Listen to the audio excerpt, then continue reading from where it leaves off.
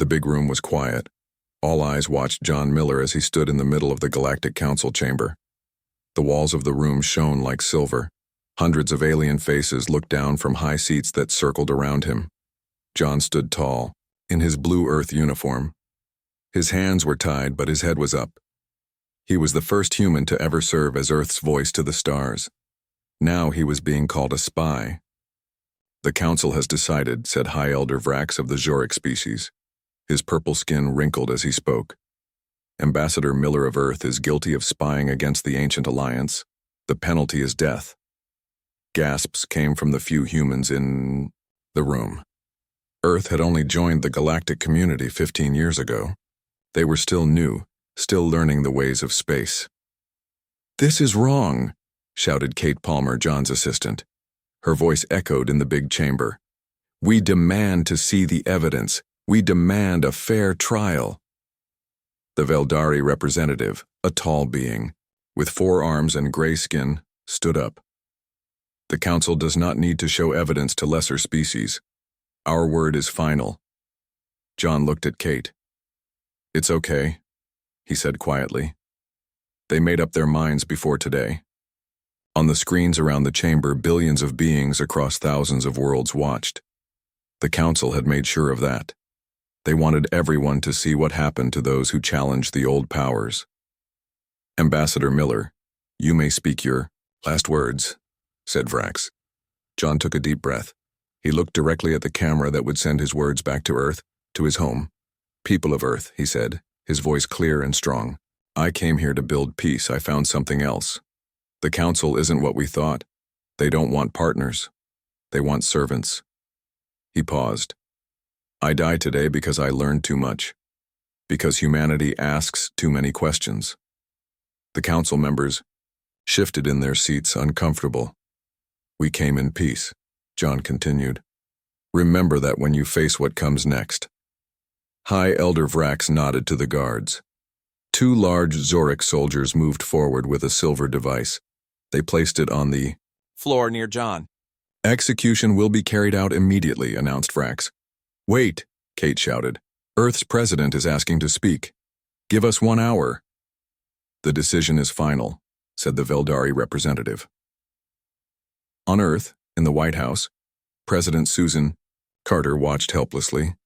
Beside her, Admiral Frank Nelson's face grew dark with anger. "They won't even let us speak," the president whispered. "This isn't justice." "No," said Admiral Nelson. "It's a declaration of war."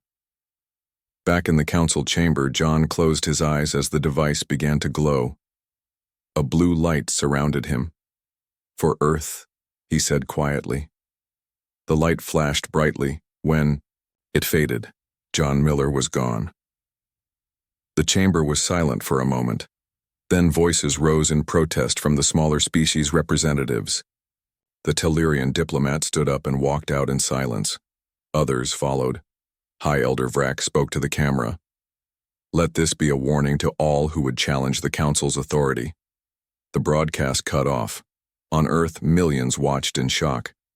In military bases around the solar system, alarms began to sound. Hidden ships built in secret powered up their engines. In her office, President Carter stood up. "Admiral," she said, "activate the Defense Council, all members." "Yes, Madam President," Nelson replied, already moving toward the door. "And Frank," she added. His hand paused on the doorknob. "They will answer for this." He nodded once. "They will." In deep space beyond Neptune's orbit, inside a hidden asteroid base, Captain Lisa Ward received the news. On her command screen, she watched as the execution was replayed. John had been her mentor, her friend.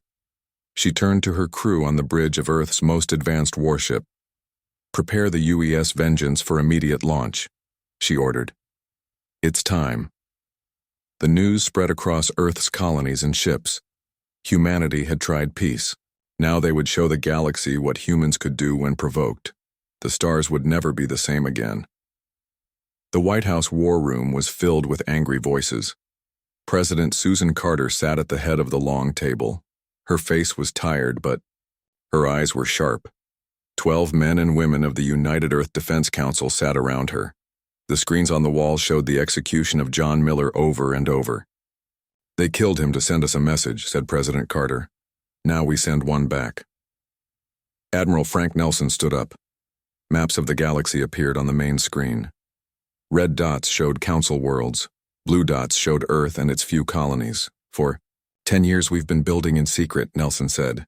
His voice was low and calm, which made his words even more powerful. "While we signed peace treaties, we prepared for this day." "Show them," ordered the president. The map changed. Now hundreds of blue dots appeared, hidden in asteroid belts and far-off moons. Earth's real fleet. Much bigger than what the Council knew about. "How many ships?" asked Defense Minister Paul Green. 532 combat-ready vessels," Admiral Nelson answered. "Plus support ships, all with tech the Council has never seen." The room grew quiet. Everyone knew what this meant. "You knew this would happen," Secretary Maria Diaz said to Nelson. "You've been planning for war all along." Admiral Nelson shook his head. "I hoped for peace. I planned for their betrayal." President Carter stood up and walked to the window. Outside, crowds had gathered in Washington. People were angry, scared, they wanted answers. "What about the dimensional fold drive?" she asked. Dr. Alan Rivera, a small man with tired eyes, spoke up. "It's ready, Madam President. We can jump past any defense system the Council has. They won't see us coming." "And the weapons?" "Beyond anything they've faced," Rivera said. The president turned back to the room. "I want options, not just revenge. Smart moves." Admiral Nelson nodded. "First, we need to rescue our people. There are still 43 human diplomats and scientists in Council space."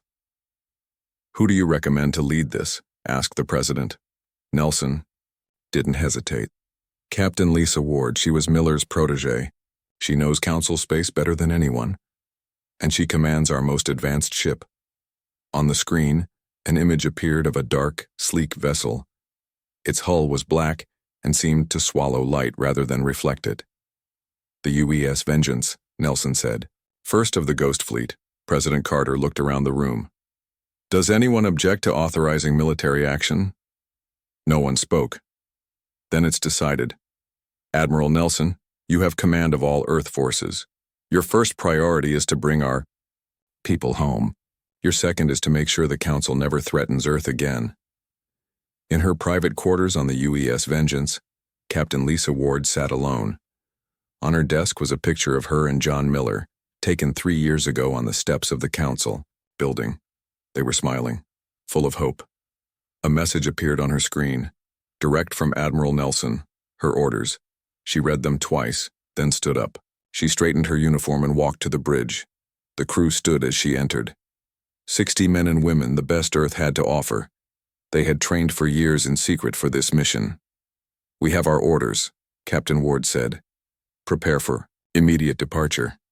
Enable stealth systems." Lieutenant Eric Scott, her second-in-command, approached. "Target, Captain?" "The Zurich homeworld," she replied.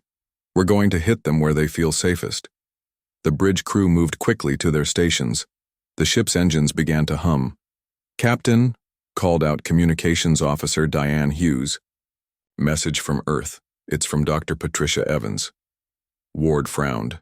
Evans was one of the human scientists being held by the Council. "She managed to send a coded message," Hughes explained. "She says the Council is planning to execute all remaining humans in 3 days." Captain Ward's face hardened. "Then we have 3 days to cross 2,000 light-years and stop them." She turned to her crew. "Prepare the fold drive. We jump in 30 minutes." The UES Vengeance slipped out of its hidden dock, invisible to conventional sensors. Earth's vengeance was coming, and the galaxy would never be the same. The UES Vengeance moved through space like a shadow. Its black hull absorbed light instead of reflecting it. Inside, Captain Lisa Ward stood on the bridge, watching the main screen. The Zurich homeworld grew larger as they approached. "Stealth systems holding," reported Lieutenant Eric Scott. "They have no idea we're here." The Zurich homeworld was covered in massive cities. Tall towers reached up from the surface. Around the planet, thousands of ships moved in careful patterns. Defense platforms floated in orbit like metal moons. Scan. For human life signs, ordered Captain Ward. Officer Diane Hughes worked at her station. Found them, Captain. Detention center in the capital city. I'm reading 25 humans. What about the others? Asked Ward. Unknown, Hughes replied. They might be held elsewhere. Ward nodded and turned to her tactical officer. Show me the orbital defense grid. The screen changed to show hundreds of weapons platforms circling the planet. The Zhorek think they're safe, Ward said. They think we're weak. Today they learn differently. She straightened her uniform. Begin Operation Rescue. The UES Vengeance activated its weapons. Silent beams of energy shot out, hitting 3 defense platforms at once. They exploded in bright flashes. Alarms began to sound across the Zhorek defense network. Their ships turned, searching for the attacker. They can't see us, said Lieutenant Scott with a smile. Target their command center, ordered Ward. The Vengeance fired again. The main defense control station broke apart in space. Now, said Ward. Drop stealth. Let them see us. The Vengeance became visible, a single human ship facing the entire Zhorek fleet. Panic spread through the Zhorek forces. They had never seen Earth technology like this. Their weapons fired, but couldn't lock onto the fast-moving human ship. Launch rescue team, ordered Ward. From the bottom of the Vengeance, 3 small ships shot out. They raced toward the planet's surface, carrying 20 human soldiers each. In the detention center, Dr. Patricia Evans heard the alarms. She moved to the small window of her cell. Through it, she could see flashes of light in the sky. They came, she whispered. The door to her cell suddenly melted. A human in combat armor stood there. Dr. Evans, I'm Sergeant Joe Martinez, Earth Special Forces. We're here to bring you home. Tears filled her eyes. There are 24 others here. We know, said Martinez. We're getting everyone. Throughout the detention center, Earth soldiers moved quickly. They freed all the human prisoners. Many were scientists who had been arrested on false charges.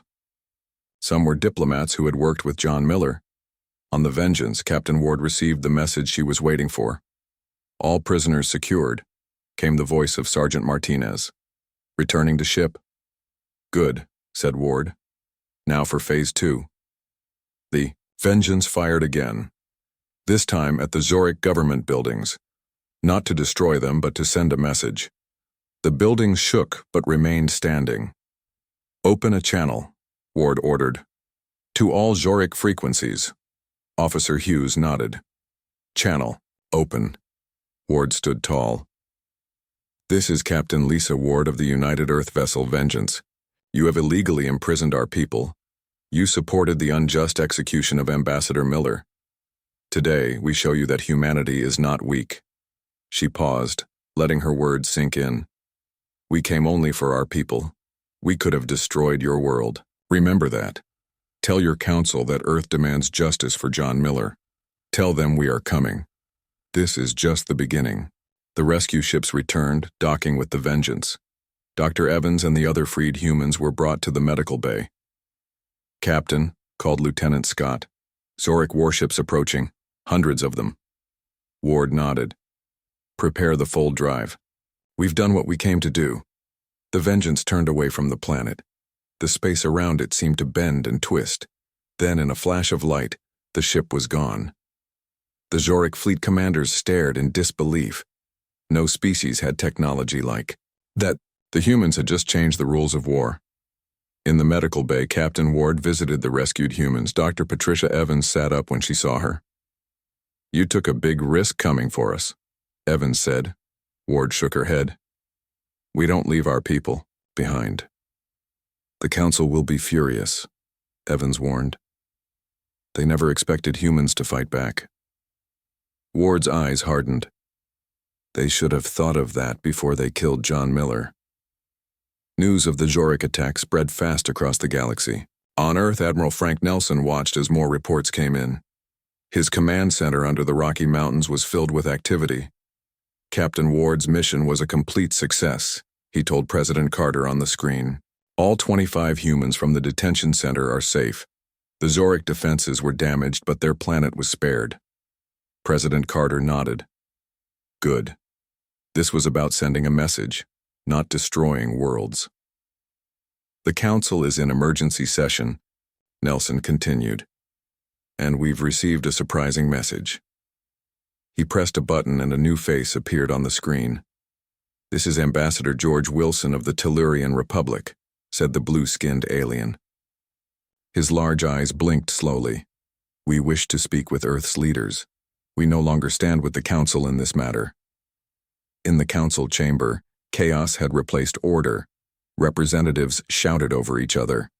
The Joric delegate demanded immediate action against Earth. They attacked our homeworld, he yelled. We must crush these humans before they strike again. The Veldari delegate stood tall on his 4 legs. We agree. All Council forces must unite against Earth.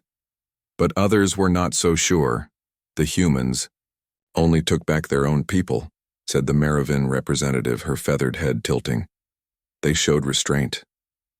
Restraint? The Joric laughed. They bypassed our best defenses like they weren't there. On the UES Vengeance, now safely hidden in deep space, Captain Ward met with the rescued humans. Dr. Patricia Evans had important information. I discovered why they really executed John, Evans said. He found evidence that the Joric and Veldari have been breaking Council law for centuries. What kind of evidence? Asked Ward.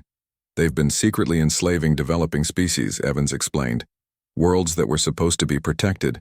Miller found proof and was going to present it to the full Council. Ward's eyes widened. So, they killed him to keep him quiet. Yes, said Evans. And there's more. They've been doing this for thousands of years, eliminating any species that might one day challenge them. Back on Earth, Admiral Nelson implemented the next phase of his plan. Operation Sundering is now active, he announced to his commanders. Earthships appeared at key points across the Yar galaxy. They targeted the Council's communication relays and trade routes, not to destroy them completely, but to disrupt them. Cut off their ability to coordinate, Nelson had ordered. Make them feel isolated. Council worlds that depended on trade for food and medicine began to worry. The powerful Joric and Veldari could survive alone. Smaller worlds could not. On the Tellurian homeworld, Ambassador George Wilson met with President Carter. Earth had sent her on the fastest ship available to meet with the potential allies.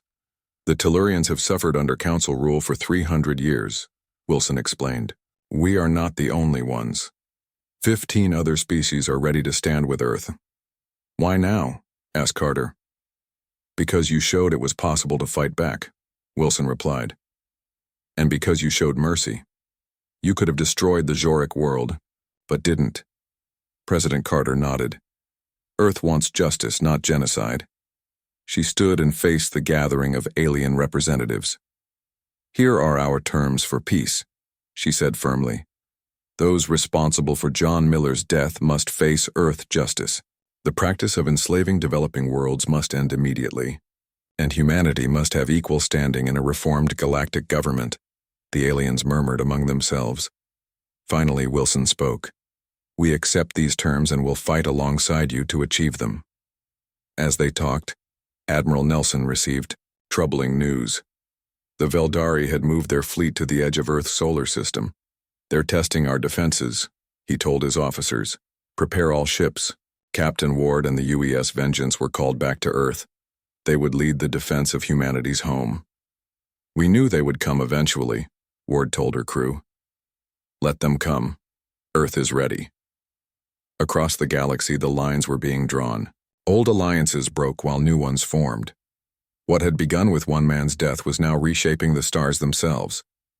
The once mighty Galactic Council was falling apart. In their grand chamber, only half the seats were filled now. The Merovan Collective and Savarine domains had joined the Tellurians in leaving. Others stayed away, afraid to choose sides. This is all because of the humans, growled the Joric representative, pounding his fist on the table. The Veldari leader nodded. His name was Supreme Commander Zarl, and his forearms were crossed over his chest.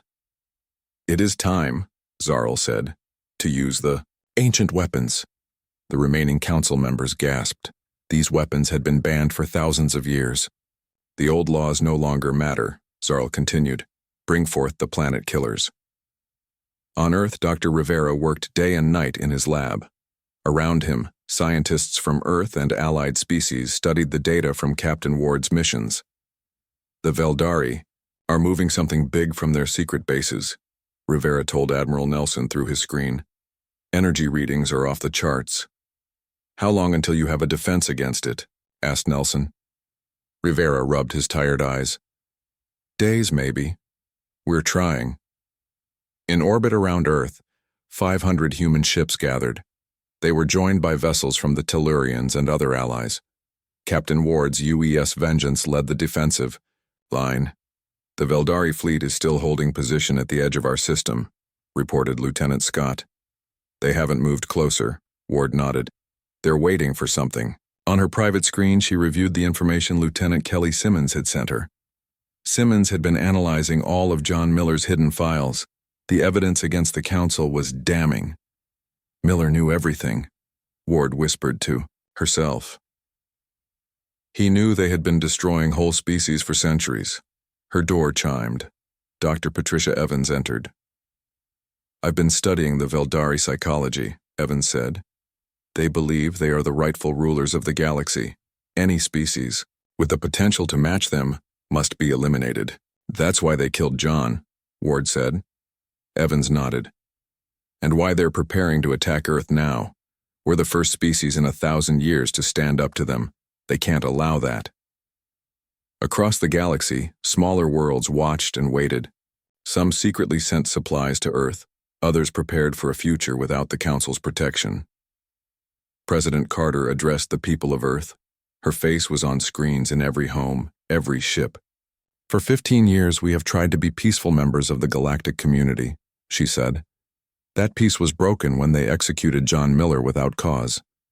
Now we know the truth. The Council has been eliminating any species they see as a threat for thousands of years, she paused, letting her words sink in. But humanity will not be their next victim. We fight not just for ourselves, but for all species who deserve freedom. We fight for a galaxy where no one lives in fear. The crowd cheered. Earth was united as never before. In deep space, at a point between stars, Admiral Nelson met with the leaders of Earth's new allies. Their ships formed a protective circle around the meeting place.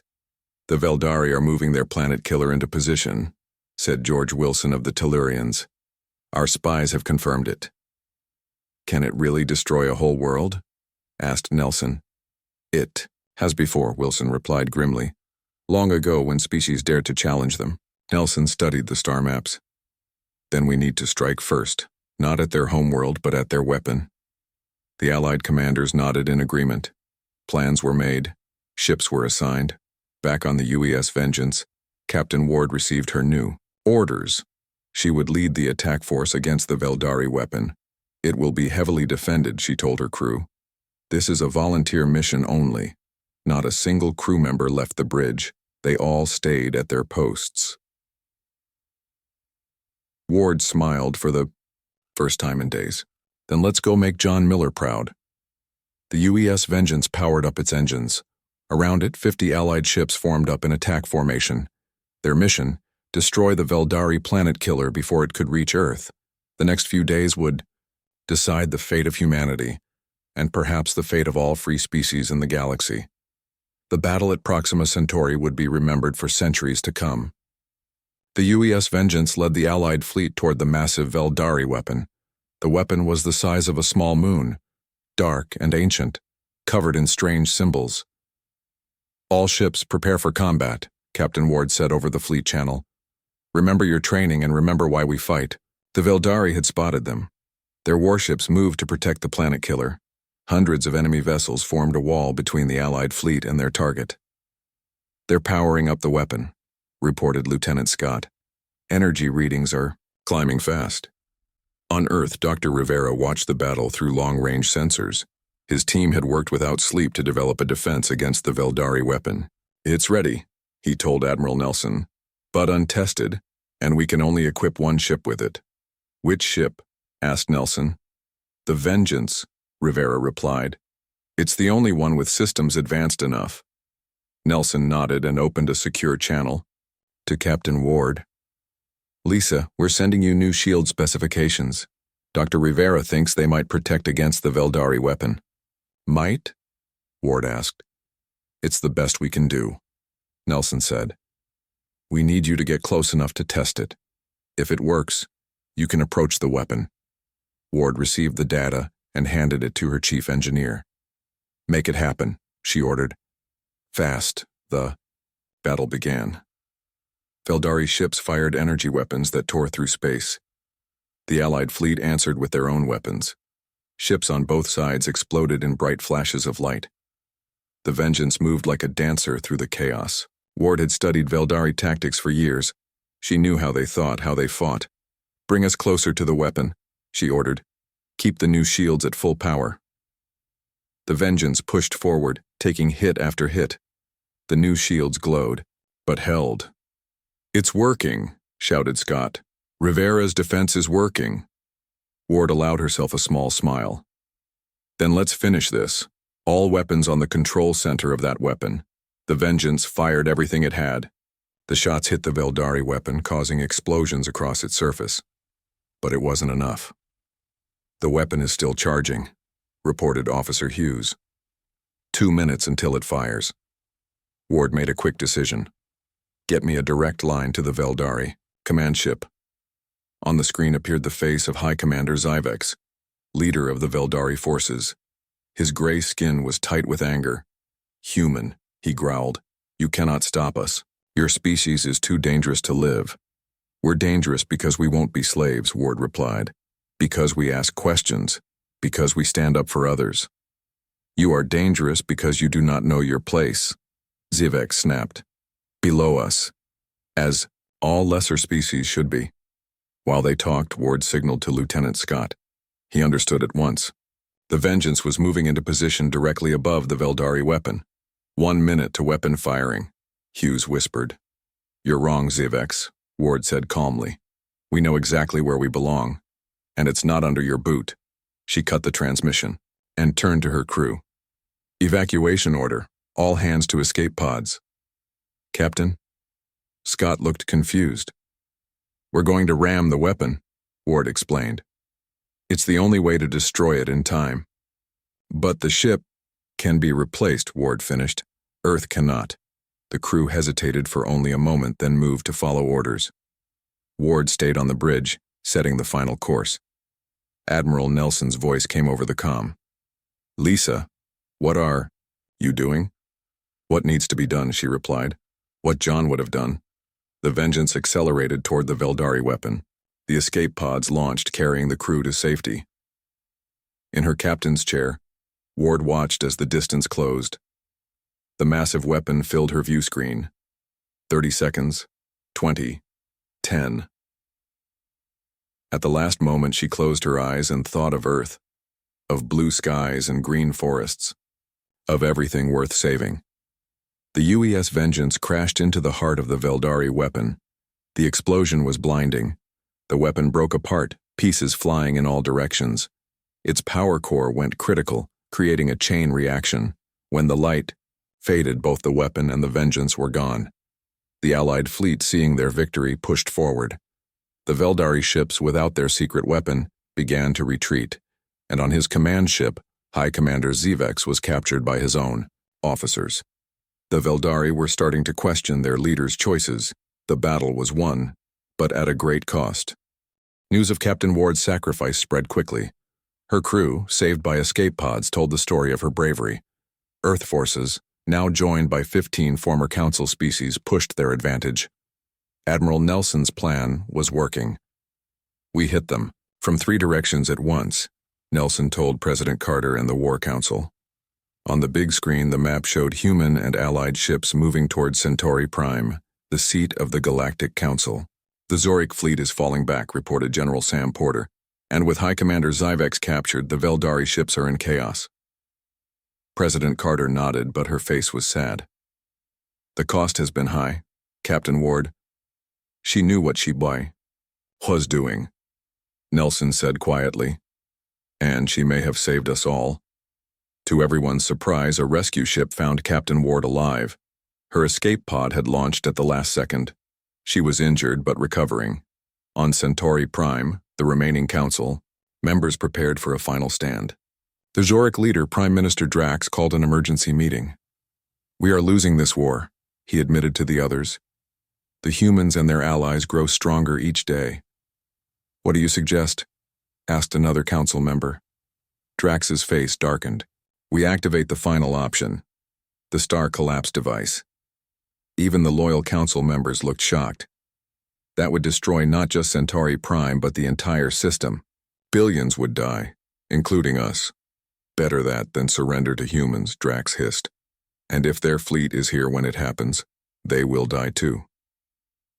From her hospital bed on an Allied ship, Captain Ward studied the reports. Dr. Patricia Evans sat beside her. "Something's wrong," Ward said. "The Zhoric are pulling all their ships back to Centauri Prime. They're giving up too easily." Evans nodded. "My sources inside say they're planning something desperate." Ward tried to sit up but winced, in pain. "We need to warn Admiral Nelson." At the head of the Allied fleet, Admiral Nelson received Ward's message. He immediately called his top officers and allies. "A star collapse device," he repeated. "Captain Ward's intelligence suggests they plan to destroy their own star if defeat is certain." Ambassador George Wilson of the Tellurians spoke up. "Such weapons were supposed to be myths, stories to frighten children. We've seen enough of their myths to know better," Nelson replied. "We need to find and disable this device before they can use it." The Allied fleet approached Centauri Prime cautiously. The planet was beautiful, with gleaming cities and blue oceans. No one wanted to destroy it. "Our goal is to capture the council leaders responsible for Miller's death," Nelson reminded his commanders, "and to disable the star device." Dr. Evans had prepared a special team. They understood the psychology of the council species and knew how to use it. "Start the broadcasts," she ordered. Across all channels, the Allied fleet sent messages to the people of Centauri Prime. They showed the evidence John Miller had collected, the truth about how the council had enslaved developing worlds, how they had destroyed entire species that might one day challenge them. "We do not come to conquer," said the message. "We come for justice. Surrender those responsible for these crimes and there will be peace." On the planet, ordinary citizens began to question their leaders. Many had never known the truth. Protests broke out in the capital city. The Zhoric and remaining Veldari leaders locked themselves in the council tower. They prepared to activate the star device.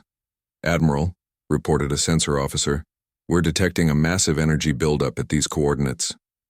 On the screen, a point near the star glowed red. "That's it," Nelson said.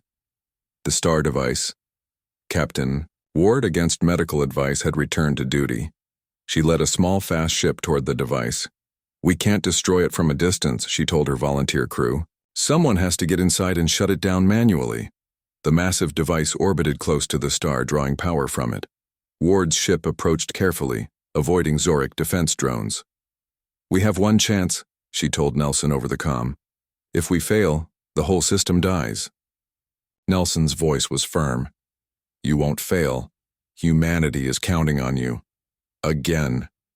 Ward looked at her small crew. They were ready. "For John Miller," she said. "For Earth. For a better galaxy. Let's finish this." 1 year had passed since the Battle of Centauri Prime. On the terraformed moon of Jupiter Europa, representatives from over 50 species gathered in a new chamber. It was nothing like the old council hall. This room was round with no raised seats. Everyone sat at the same level. President Susan Carter stood before them all. Beside her were Admiral Frank Nelson, Captain Lisa Ward, and Dr. Alan Rivera. They represented humanity at this historic meeting. "Today we sign a new beginning," President Carter said. Her voice carried across the silent room. "The Galactic Charter will ensure that no species ever again faces what humanity and many others faced." Under the old council, Captain Ward looked out at the gathered aliens. She had healed from her wounds, though she would always walk with a slight limp. She remembered that final mission to the star device. how her team had fought their way inside, how they had stopped, the countdown with only seconds to spare. She remembered the capture of Prime Minister Drax and the other council leaders who had ordered John Miller's execution. They now awaited trial for their crimes. The first principle of our new charter is equal representation, continued President Carter. No species will stand above others. The second is technological sharing, so that all may advance together. The third is mutual defense, a promise that an attack on one world is an attack on all. The crowd nodded in agreement. Many had suffered under the old system, some for centuries. Dr. Patricia Evans stood with a group of scientists from various worlds. Together they had created a database of all known species, including those thought lost. Some might yet be revived from hidden colonies. Let this moment be remembered, said President Carter, not as humanity's victory, but as freedom's victory. One by one, the representatives came forward to sign the charter. The Tellurians, the Morovans, the reformed Veldari government, even some Jorik who had overthrown their old leaders. Last came the humans. President Carter signed first, then Admiral Nelson, Captain Ward, and Dr. Rivera. Later, at the celebration, Captain Ward stood by a window looking out at Jupiter's swirling clouds. Ambassador George Wilson of the Tellurians joined her. "What are you thinking about, Captain?" he asked. "John Miller," she replied honestly. "He should be here to see this." Wilson's large eyes blinked slowly. "In a way, he is. The new law protecting developing species is called the Miller Doctrine. His name will be remembered across the stars for thousands of years." Ward nodded. "He believed in peace until the very end." "And you?" asked Wilson. "What do you believe in?" Ward thought for a moment. "Justice, but also mercy. We could have destroyed our enemies. Instead, we chose to build something better with them." Admiral Nelson approached them. "Captain, the President is asking for you. The new fleet needs a commander." Ward raised an eyebrow. "I'm surprised you're not taking that job yourself, Admiral." Nelson shook his head. "I'm an old war dog. The galaxy needs builders now, not fighters. It needs people like you." As they walked back to the main hall, Ward saw Dr. Rivera deep in conversation with scientists from 10 different worlds. They were already sharing ideas, creating new technologies. Together. "Do you think it will last?" she asked Nelson, nodding toward the signed charter. "If we work at it," he replied. "Nothing good comes easy." President Carter welcomed them with a smile. Around her stood representatives from worlds that, just 1 year ago, had been bitter enemies. "This is what John Miller wanted all along," Carter said quietly. "A galaxy where we all stand together, equal, free." Ward looked around the room. So many different beings, different shapes, colors, beliefs. Yet here they were, sharing food, ideas, laughter. "We had to fight to get here," Ward said. "But I think Miller would approve of where we ended up." Nelson nodded. The tragedy that started this journey led to something better than anyone imagined. Outside, ships from 50 worlds orbited Europa peacefully. Their lights sparkled against the backdrop of space. A new age had begun, one where humanity had earned its place among the stars not just through strength, but through justice tempered with mercy. And somewhere, Ward liked to think, John Miller was smiling.